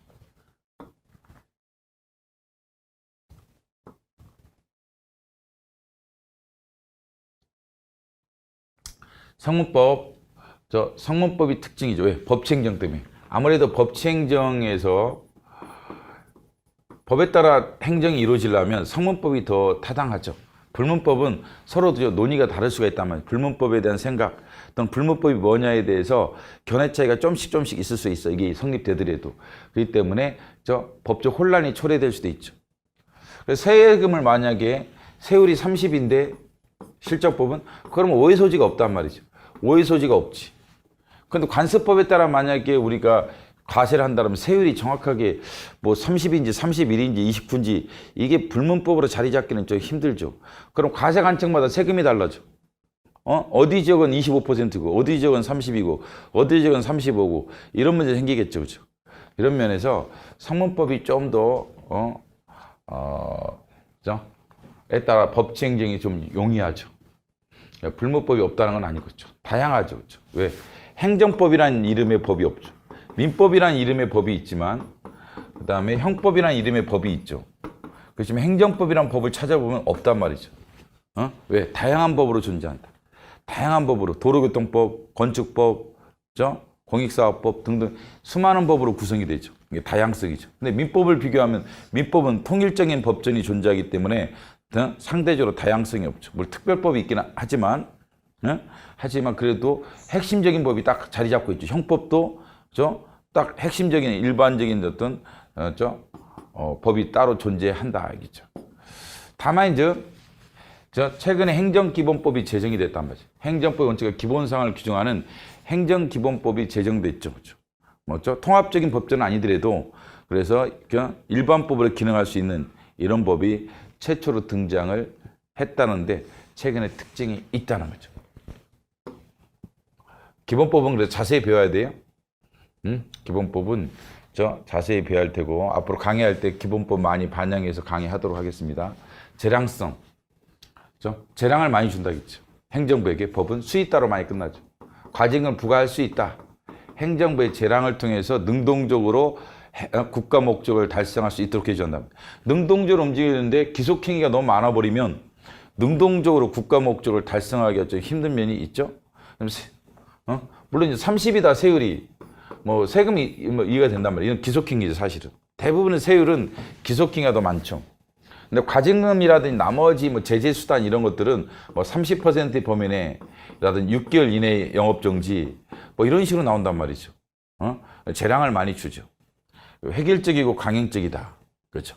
예를 들면 뭐 어느 지역과 무관하게 다 음주운전 안 돼. 다 안전벨트 착용해야 돼. 강행적이죠. 당사자의 의사 존중하지 않지. 도로교통법 생각하면 도로교통법 생각하면 딱 눈에 띄죠. 기술적으로 수단적이란 말이죠. 이념적이기보다는 수단적이죠. 그렇죠? 예를 들면 음주운전하지 마시오라든지 안전띠 착용하시오라든지 또는 뭐 적색등이 켜지면 스톱하시오라든지 이런 것들은 기술적 수단적이죠. 수단적이란 말이죠. 헌법은 약간 이념적이란 말이죠. 평등, 자유, 자본주의, 공산주의 뭐 이런 걸 내포하고 있으니 약간 이념적, 사상적인 게 깔려 있는데 이런 기술적인 수단적 성격이 더 강하죠. 그 다음에 단속 규정, 효력 규정이라기보다는 단속 규정이 많다겠죠. 단속 나가서 뭐예요? 제재죠, 제재. 우리 공무원들이 단속 나갔다고 하잖아요. 그래서 미성년자한테 술을 파셨군요. 단속 나가서 제재, 영업정지 이렇게 하는 거죠. 제재란 말이죠. 그 다음에 여기서 코로나 시대 때 예를 들면 더 단속 나가서 제재, 영업정지한다. 제재하죠. 단속 규정이죠. 효력 규정은 이런 경우에 법률행위의 효력은 부정된다. 이런 것들이 효력 규정인데 효력 규정은 없지는 않겠지만 찾아보기가 약간 힘들다. 많지는 않다. 그렇죠? 민법 이제 103조라든 이런 것들은 효력 규정이란 말이죠. 그죠? 어떤 법률행위가 공소양속에 반하면 그 법률행위는 무효가 된다. 이런 민법 103조는 이런 효력 규정이라고 해요. 효력 규정. 법률행위 효력을 부정한단 말이죠. 뭐면 그 법률행위, 계약이 만약에 어디 위반되면 공소양속에 반한다. 공소양속에 반한다. 이러면은 그 법률행위 효력이 부정되죠. 계약의 효력이 부정된단 말이죠. 근데 이런 게 이제 효력 규정인데 그 행정법에는 그런 효력 규정이 많지 않다. 뭐 있긴 하겠죠. 그죠? 예를 들면 공보법에도 13조에도 있긴 해요. 사실. 한데 뭐 거의 드물다. 단속 규정이 많죠. 강행 규정. 당사자 합의로 배제할 수 없는 게 강행 규정이고 대립되는 게 임의 규정이죠. 합의로 배제할 수 있다. 당사자 합의로 배제할 수 있다라면 우리가 임의 규정이라고 하죠. 임의 규정이라고 합니다. 그렇죠? 그 다음에 근데 행정법은 뭐가 많다? 강행 규정이 많다겠죠. 도로교통법 강행 규정이죠. 내 마음대로 뭐 할 수가 있어요? 안 돼. 내 마음대로 빨간불일 때 건너가면 돼? 안 되죠. 다 합의로 배제할 수 있는 게 아니라 강행적이란, 획일적이고 강행적이란 말이죠. 그 다음에 이게 효력 규정이죠. 민법 같은 게 이렇게 무효로 한다 이런 거죠. 이런 효력 규정이 있다는 거죠. 그 다음에 행정법상에 그러나 강행 규정은 효력 규정이 별로 없다. 주로 단속 규정이 많다. 뭐뭐 하면 제재하겠다. 이게 많다. 뭐뭐 하면 영업정지하겠다. 뭐뭐 하면 과태료 때리겠다. 이런 제재하는 조항이 많죠. 단속 나가서. 그게 많지. 뭐뭐 하면 효력을 부정한다. 이런 게 별로 없단 말이죠. 그래서 만약에 이제 허가를 받아서 사업을 해야 한다. 근데 만약에 무허가로 사업을 했다. 그러면 이게 법률행위가 부정되느냐? 그렇지 않아요. 나중에 보면 법률행위가 부정되는 게 아니라 다만 무슨 얘기를 해요? 제재를 받는다고 그러죠. 행정형벌. 행정벌에 따라 처벌되거나 과태료 맞거나 이러죠. 또는 강제입행되거나 행정 강제입행을 통해서 사업을 못하게 하거나 이러지 그 법률행위가 부정되지 않아. 사법적으로 부정되지 않는다. 사법적으로 부정되지 않는다고. 그래서 효력이 부정되지는 않아요. 예를 들면 중학교 앞에서 내가 식품위생법 위반되는 물건을 팔았어 애들한테. 허가 없이 물론.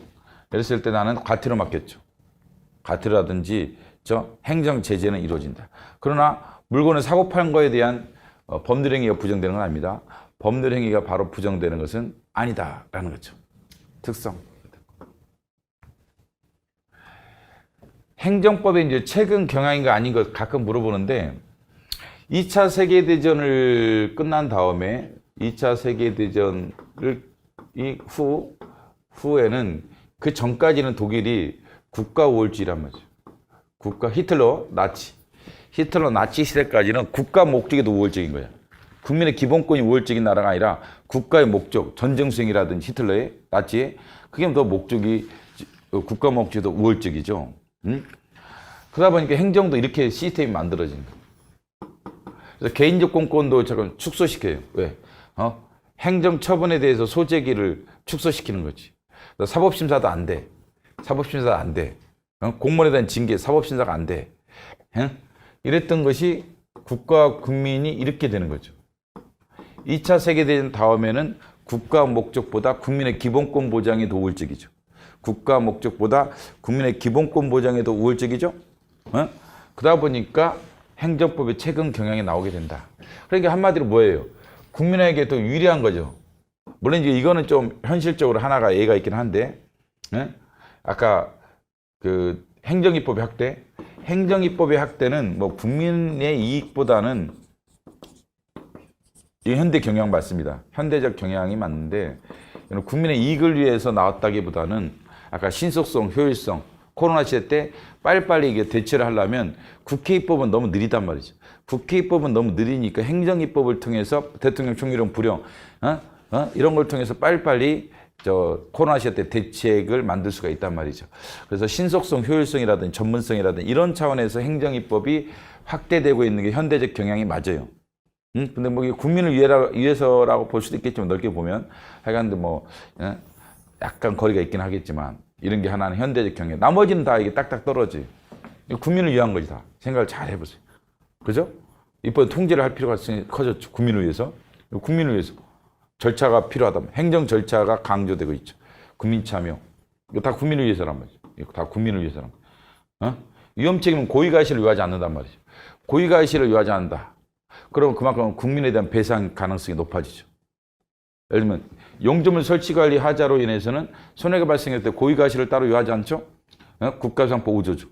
그렇기 때문에 그 경우는 배상 가능성이 높아지죠. 고의가시를 요건하는 것보다 고의가시를 요건하지 않는 것이 훨씬 더 손해배상 가능성이 높아지기 때문에 국민을 위한 거로 봐야겠죠. 처벌은 확장이 돼야지 소재기가 가능하죠. 원고적이 확대되는 것이 소재기 가능성이 높아지기 때문에 국민을 위해서 바람직한 것으로 봐야죠. 이런 것들이. 그래서 현대적 경향은 뭐예요? 국민이죠. 따라 안 해도 국민이죠. 근데 뭐 이게 뭐 통칭의 범위 확대가 국민과 관련이 있어요? 우리 통치 범위가 축소되고 있죠.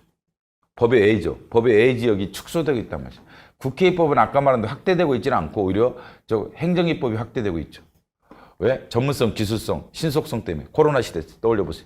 코로나 시대를 생각하면 국회입법까지는 대체하기가 좀 힘들죠. 행정질의 확대는 행정부를 위한 거지 우리를 위한 건 아니잖아.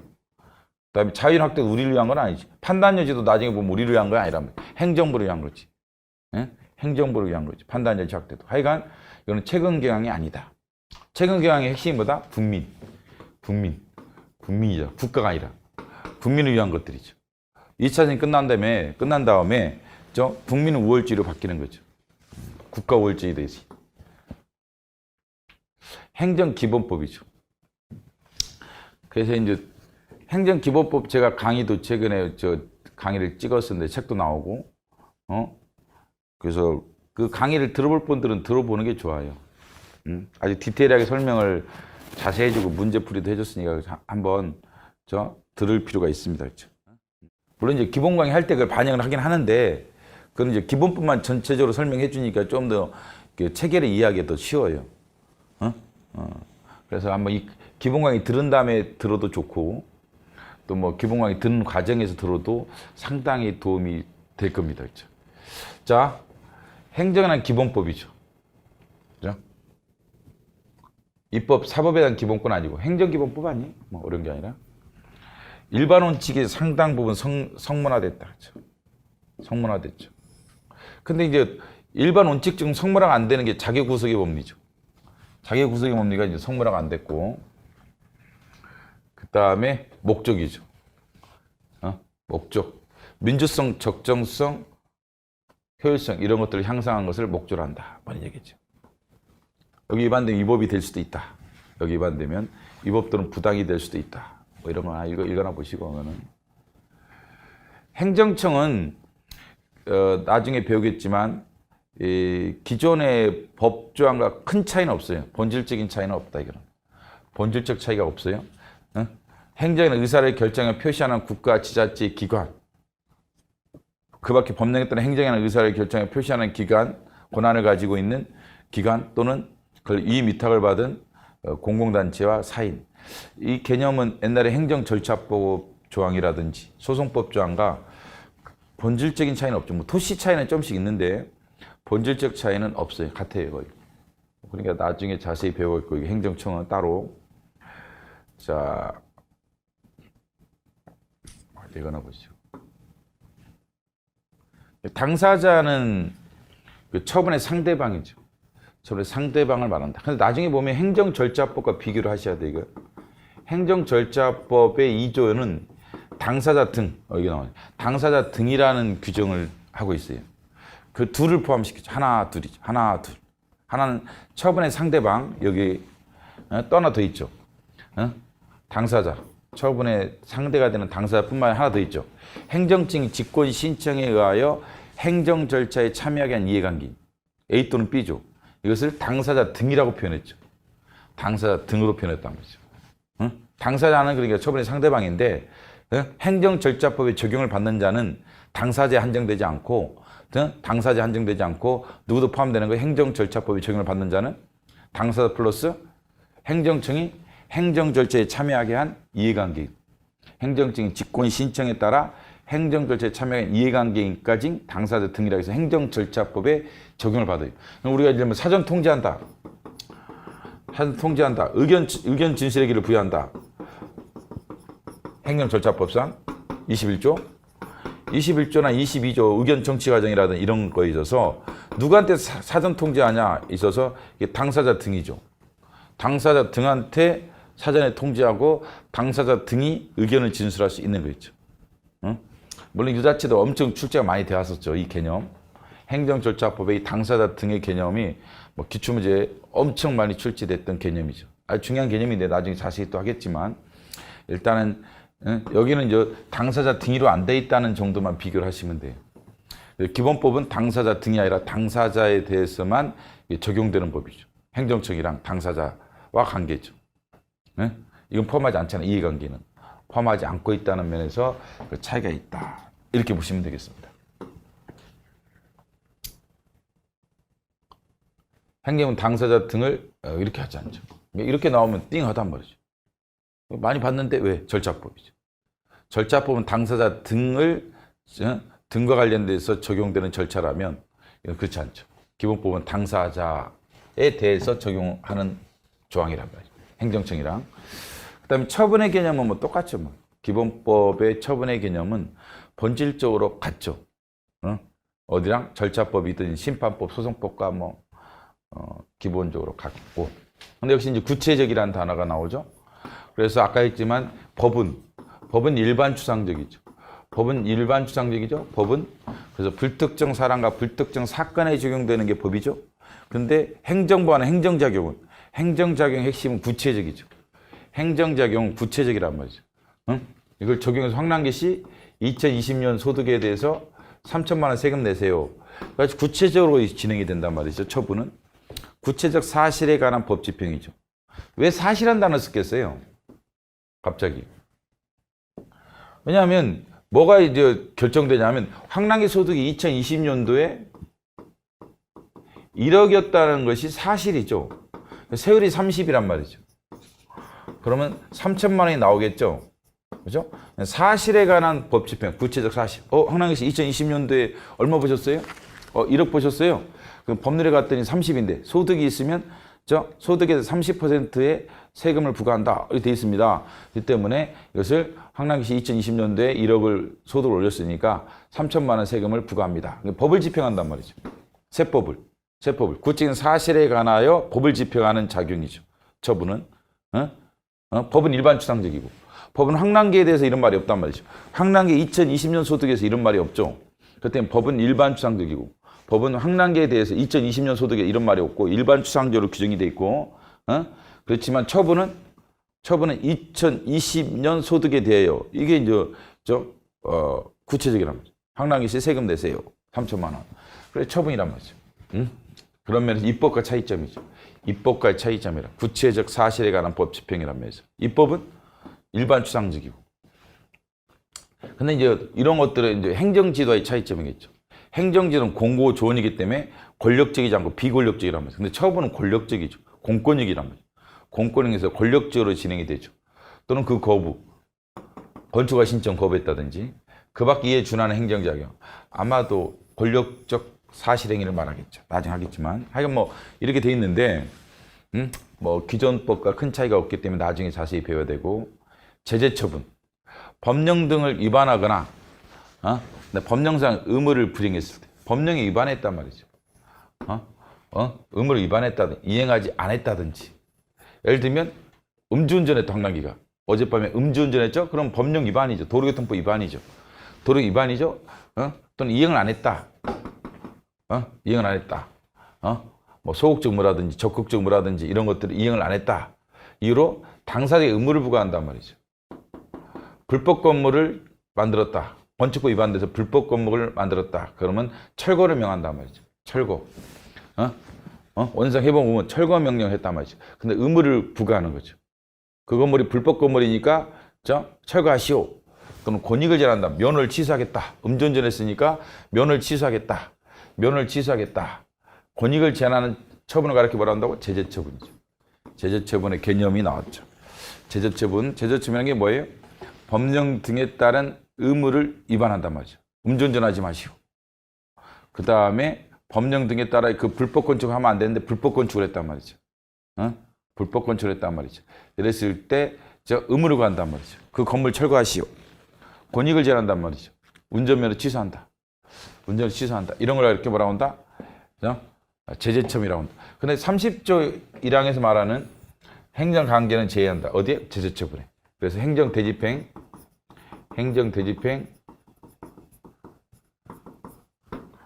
이행강제금, 직접강제, 강제징수, 그 다음에 즉시강제. 이 다섯 가지는 어디? 제재처분에 해당하지 않는다. 이 다섯 가지. 30조 1항이고요. 30조 1항의 각호가 다섯 가지죠. 행정강제가 지금 30조 1항에 가면 다섯 가지가 나열되는데 이 다섯 가지는 제재처분에 해당하지 않는다. 제재처분에 해당하지 않는다는 거죠. 물론 이런 건 나중에 다 배워야 돼요. 초보자들은. 근데 지금은 여기서 뭐 다 하려고 하지 말고 뒤에 가서 또 배우니까 넘어갈 건 넘어가고 또 이제 반복적으로 배워야 할 건 반복적으로 배우고 관원사업 제한보다 넓다고 봐야 돼요. 관원사업이 뭐냐면 관의 허가가 필요한 사업이죠. 관의 허가가 필요한 사업이 말 그대로 관원사업 아니고 관의 허가가 필요한 사업이죠. 그럼 관원사업의 제한이 뭐예요? 허가 안 해주는 거지 뭐. 또는 허가를 취소한단 말이죠. 허가가 있어야지 유용점 할 수 있다. 근데 허가 신청을 했단 말이죠. 근데 허가를 거부하는 거지. 그것도 관원사업 제한이죠. 또는 허가해줬다가 허가를 취소나 정지한다면 이거 관원사업 제한이에요. 물론 이제 관원사업 제한도 여기도 해당해요. 예를 들면 술집에서 미성년자한테 술을 팔지 마시오. 미성년자 술을 못 팔게 돼 있겠죠. 당연히 식품위생법이라든지 관련법 찾아보면 청소년보호법이라든지 법을 찾아보면 당연히 미성년자한테 술을 팔 수 없단 말이죠. 근데 미성년자 술을 팔았어. 법령 위반이죠. 미성년 술을 팔았죠. 그래서 권익을 제한한다. 허가 취소, 유용점 허가 취소, 영업정지. 이것도 뭐예요? 제재처분이죠. 그럼 이제 이런 경우는 관원사업 제한이기도 하고 제재처분이기도 하는 거야. 관원사업 제한이기도 하고 제재처분이기도 하죠. 그러나 운전면허는 황남기 같은 운전면허는 관원사업이에요. 내가 사업을 하는 거야? 아니야, 나 사업하는, 내 택시 운전사도 아니고 말이야. 나 사업을 운전으로 돈 버는 사람이 아니, 사업하는 사람이 아니란 말이야. 나는 황남기는. 근데 어제 음주운전 했잖아. 그 법령 위반은 맞지. 근데 저 제재를 당했지. 면허 취소됐지. 그런 경우는 제재 처분에 해당하지만 관할사업 제한은 아닌 거예요. 이해되나요? 그러니까 유흥주점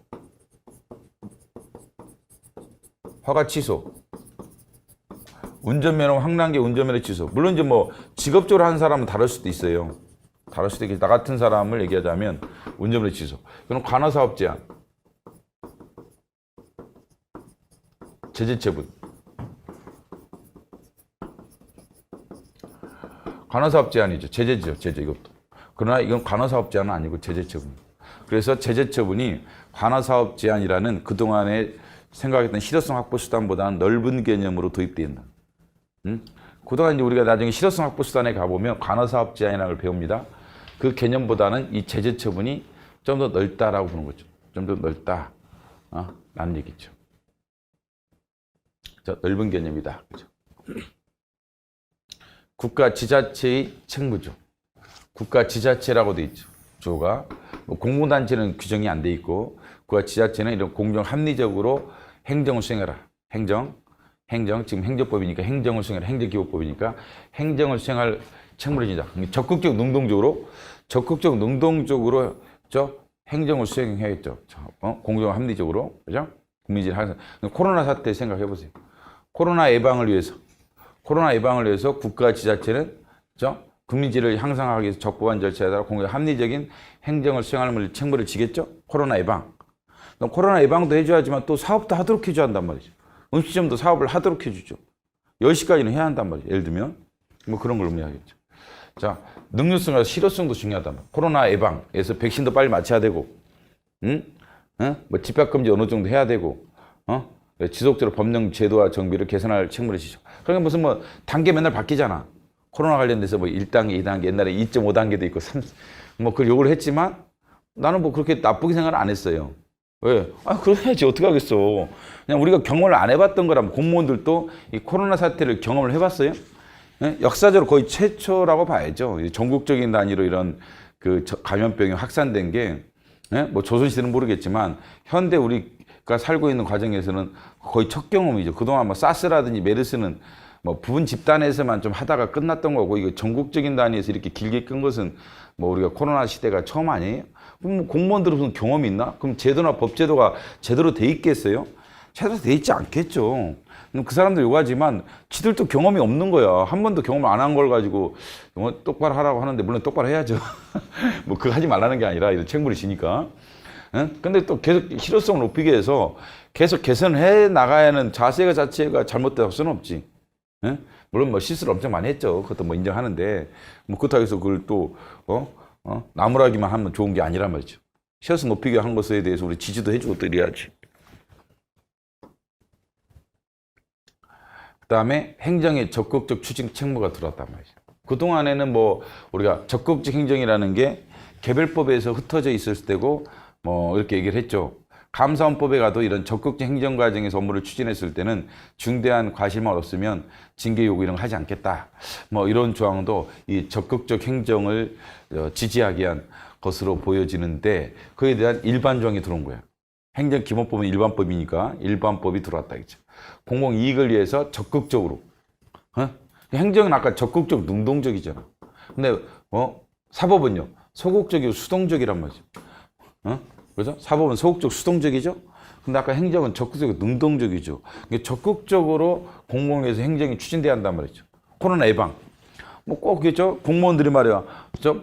코로나 예방을 위해서 여러 가지 조치를 취하거나 준비할 때 뭐 소극적으로 옛날 것만 그대로 유지해서 사스처럼 대책을 한다든지 메르스처럼 대책을 가지고 있다라면 이거 막을 수가 없단 말이죠.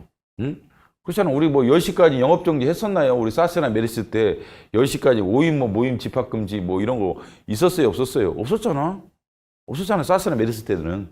근데 코로나 때는 있었잖아요. 그렇지. 이게 적극적인 거야. 소극적인 그대로 하는 거 옛날처럼 복지부동. 옛날에 사스 때 이렇게 했는데, 메르스 때 이렇게 했는데, 이렇게 행정 업무를 추진하다가는 이게 코로나를 확산을 차단하기가 거의 불가능했겠죠. 나름 뭐 창의적으로 어떤 적극적으로 행정을 추진해서 나름 했죠. 근데 그 사람도 실수도 있겠죠. 그럼 담당본 막 징계하고 말이야. 너 10시까지 말이야 하는 바람에 손해 입었다든지, 음식점부터 시작해서 그래가지고 너 때문에 말이야, 그죠? 뭐 이래가지고 징계를 한다든지, 너 때문에 표가 날라가서 자영업자들이 대통령 싫어해, 여당을 싫어해, 너 때문에. 이 계획 세운 놈 누구야? 왜 10시까지야? 12시까지 하지? 이렇게 하면 되겠어요? 안 되지. 그래서 이런 게 나오는 거야. 국가 지자체는 소득국민 공공을 위해서 적극적으로 직무를 수행할 수 있는 제반 여건을 조성해 줘야 돼. 그렇게 할 수 있도록 지원도 해줘야 되고, 실직 및 조치를 추진해야지 뭐 맨날 징계나 하고 말이야. 그죠? 그냥 이런 거 가지고 징계하고 이러면 되겠어요. 적극적인 행정을 추진하다가 다소 실수도 있고 뭐 이런 거 하더라도 오히려 징계라든지 이런 것보다 포상을 하고 뭐 분위기 조성해서 적극적으로 업무를 수행할 수 있도록 해줘야지. 그다음에 행정 적극 추진 및 적극적 활성화를 위해서 저 대통령이 정한다. 좋은 얘기지. 근데 이때 공무원은 사법공무원도 포함한다. 입법행위 사법공무원. 꼭 행정공무원에 한정하지 않는다 이겠죠. 그죠? 왜냐하면 이렇게 돼 있잖아요. 국가 지자체로 돼 있죠. 행정부가 아니라. 정부라고 안 했단 말이야. 만약에 정부는 소속 공무원 하면 저 행정부 공무원이겠죠. 정부는 그죠? 정부는 소속 공무원이 이러면 행정부 공무원 아니? 근데 정부라고 안 돼 있고 국가 지자체 또는 행정청이라고도 안 돼 있고 국가 지자체니까 그죠? 이런 경우는 국가 공무원이야 꼭 행정 공무원만 국가 공무원이 아니지.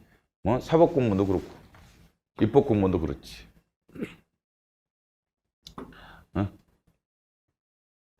그다음에 해석론적으로 이렇게 될 수가 있겠다. 그렇죠? 해석론적으로 기본법에 공무원에 해당할 수 있다. 사법상 기한 한정된 공무원 공부를 수행하는 행정 대행인들은 공무원은 아니다. 그렇죠?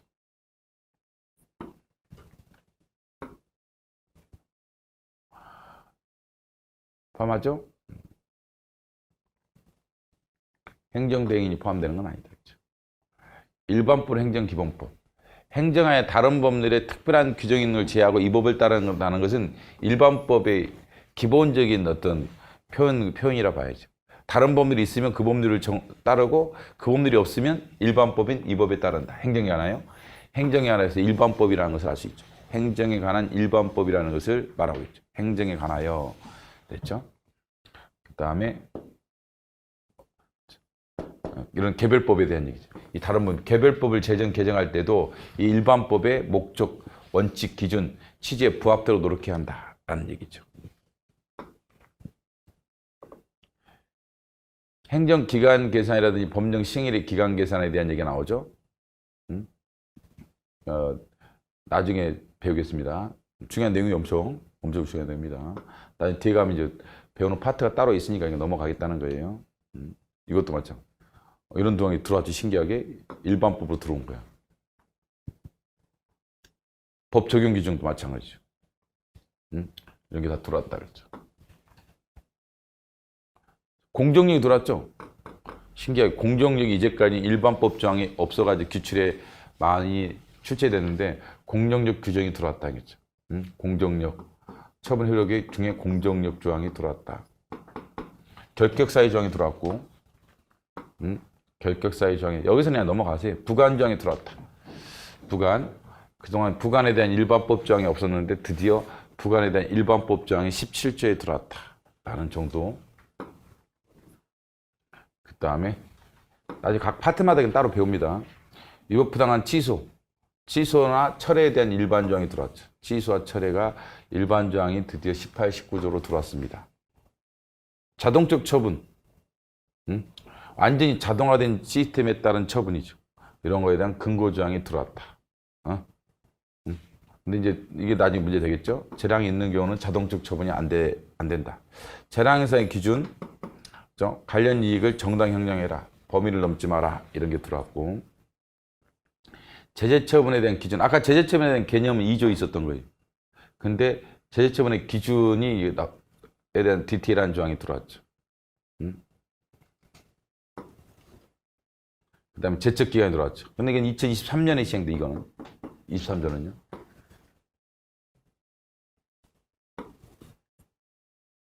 인허가 의제제도 2023년에 시행이 되는데, 근데 이미 기존에 다 인정되었던 것을 입법화 시킨 거예요. 뭐 새로운 내용이라고 보다는 기존의 판례 입장을 또는 개별법 입장을 거의 다 고스란히 도입을 해서 규정했기 때문에 사실은 뭐 2020년 시행일인데 지금 현재 다 적용되는 내용입니다. 그래서 공부를 나중에 좀 하실 필요가 있고 인허의제지도 가면 자세히 설명드리겠습니다. 이 법장이 말하는 게 도대체 무슨 얘기인지를 잘 설명드리겠고 이의신청에 대한 일반 법정이 들어왔죠.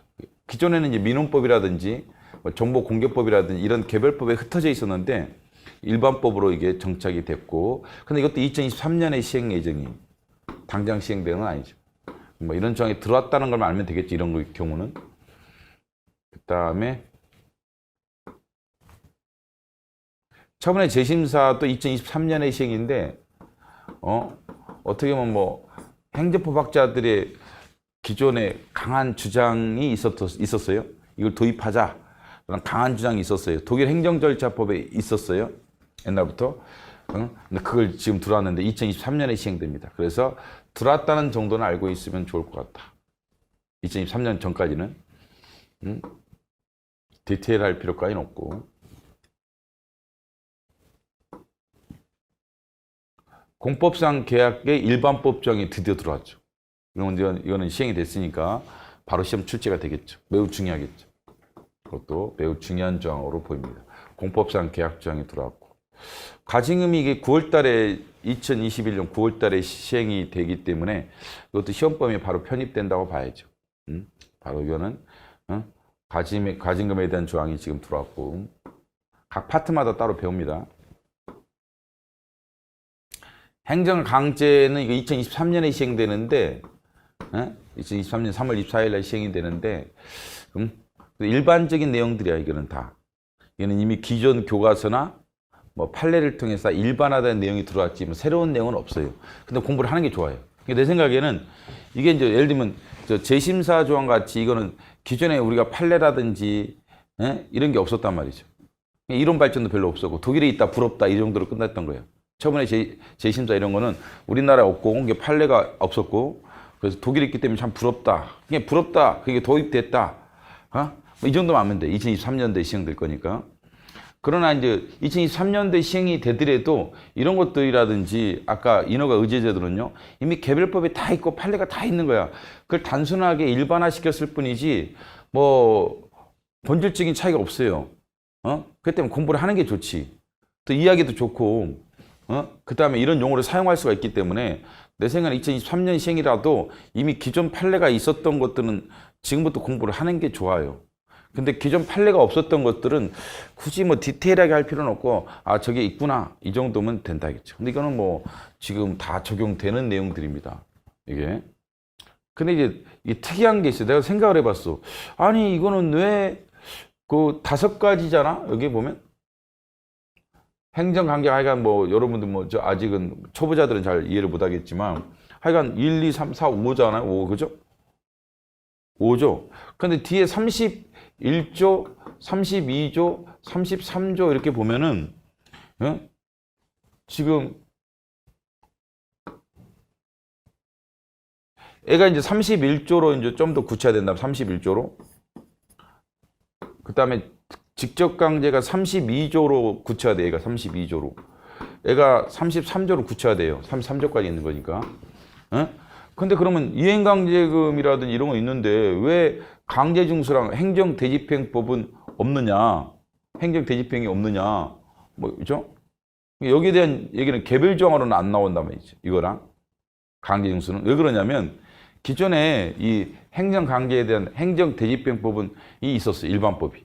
일반법이 있었고 강제징수도 일반법을 기능하는 국세징수법이 있었던 거예요. 근데 이건 일반법이 없었던 거란 말이에요. 2번 이행강제금 옛날 기존 문제 많았죠. 직접강제, 즉시강제 일반법이 있다 없다? 없다라고 이제 했었는데 일반법을 만들기 위해서 이렇게 따로 규정을 한 거로 보여요.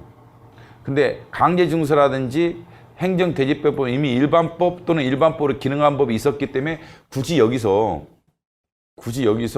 개별조항으로 두지 않았다고 봐야 돼. 바로 이행강제금 들어왔죠? 31조에. 그다음 32 직접강제 들어왔죠? 30 즉시강제 들어왔죠? 이제 없어, 이제. 없어. 다른 이제 3, 4 신고로 넘어가. 그래서 이제 행정강제가 5가지인데, 30조에 쭉 5가지 나열을 했어요. 행정상 강제 유용으로서. 그런데 이게 개별 조항으로 된 것은 31조, 32조, 33조란 말이죠. 그래서 따로 행정 대집행과 강제 징수를 규정을 안 하고 있죠. 그렇죠? 그 이유가 있을 거란 말이죠. 아까 말한 이유 때문에 그런 것 같아요. 왜 이렇게 했을까? 조항을 좀 더 두지 이렇게 생각했는데 일반법이 있어서 그래요. 기존에 이미 일반법이 있는 것들은 간소하게 규정했던 거고, 그렇죠? 일반법이 없던 것들은 개별 조항으로 따로 나열했다 이렇게 보시면 돼요. 근데 이게 이제 이것도 2023년 시행인데 이것도 근데 나는 공부를 해야 한다고 생각해요. 이거는 그동안 이제 신고에 대해서 엄청 진짜 학설부터 판례까지 서로 혼동이 많았고 서로 간에 충돌이 많았던 건들 상당히 잘 정리를 해줬어요. 이거를 원샷으로 끝내기 위해서 상당히 정리를 잘 해줬는데 특징이 뭐냐면은 이게 물론 이것도 특징이죠. 엄청 중요한 얘기를 하고 있는 거였죠. 그동안 여기 따르면 많은 판례 혼선이 해결되겠죠. 많은 판례의 혼선이 해결될 수 있는 용어를 넣었어요. 그 다음에 이게 수리를 요한다고 봐야겠죠. 수리해야 한다니까 수리를 요하는 신고를 규정한 겁니다. 수리를 요하는 신고를 규정했다 하죠. 수리를 요하는 신고냐 아니냐는 이거에 따라 결정되는 거죠. 법률에 명시되어 있다라면. 근데 행정절차법 40조와 비교를 하셔야 되는데 행정 40조는 수리를 요하지 않는 신고를 규정했죠. 나중에 엄청 출제될 거예요. 행정절차법 40조는 수리를 요하지 않는 신고고 여기는 수리를 요하는 신고예요. 그래서 나중에 공부를 하겠습니다. 신고가 하면 공부를 하겠지만 수수료 사용료 일반 조항이 들어왔는데 이것도 낼 수 있지 않을까 바로 내 생각은 그렇게 해요. 왜냐하면 이게 시행일이 바로 됐고 이거는 시행일이 바로 됐으니 시행이 됐고 근데 특징이 좀 있어. 잘 보면 물론 이제 서비스는 수수료고 재산 등의 이용은 사용료야. 행정 서비스에 대해서는 수수료 내는 거고 그 다음에 뭐 국립박물관을 갔다 그러면 사용료를 내는 거지. 사용료 내는 건데 중요한 것은 이거는 법정주의가 돼 있고 법으로 정하는 바에 따라 수수료가 결정되고 근데 사용료는 법이 정하는 게 없어요. 그냥 이렇게 미리 고시된 금액에 따라 하라. 라는 거죠. 그렇죠? 차이점 있죠. 그렇죠? 예를 들면 우리가 그 경복궁에 들어간다. 경복궁에 들어갈 때 그게 법에 있어야 되느냐? 필요 없는 거죠. 이거잖아. 사전에 공개된 금액이나 기준. 지금 여러분들이 인터넷에 경복궁 입장료 치면 나올 거란 말이죠.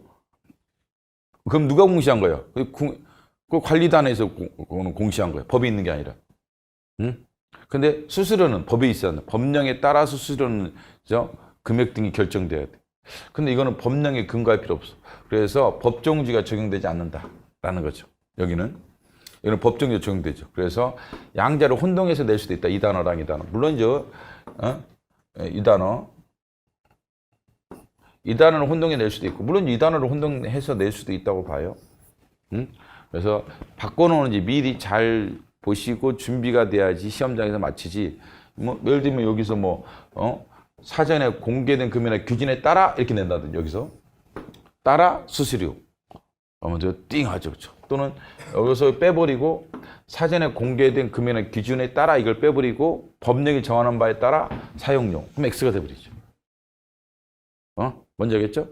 그래서 수수료 사용료를 좀 구별을 잘 해두셔야 할 필요가 있다. 왜냐하면 이게 약간 비판적으로 바라보는 것 같아요. 여기에 대해서. 왜 이게 법정주의가 안 나와 있느냐. 법정주의가 나오는 게 좋은데 여기는 법정주의라면 법령으로 정해지는데 수수료는 왜 사용료는 그렇지 않느냐. 여기에 대한 불명 문제제기가 있을 거예요. 그래서 이제 그 관점이 출제가 될 수 있으니까 잘 보시고 행정입법의 활동, 행정법제 개선 이런 게 있겠죠. 없는 것들 일단 체크해 보시고. 자, 잠깐 쉬고 계속하겠습니다.